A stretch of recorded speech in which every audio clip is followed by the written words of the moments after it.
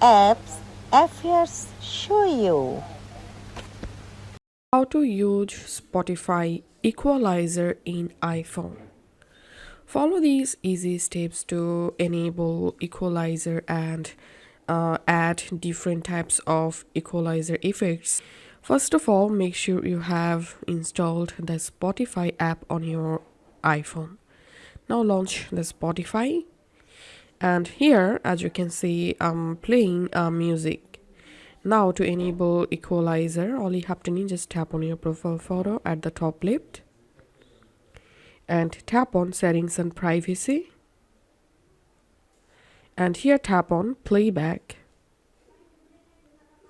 and here scroll down and you'll get equalizer. Tap on that and enable equalizer, and now play a music. I've paused the music for copyright issue, so all you have to need just after enabling the equalizer, play a song, and now here you will get bunch of different equalizer sounds effects.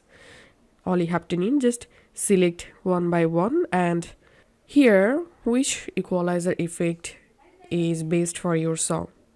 And after selecting any equalizer effect, you will be able to still adjust the equalizer using these dot.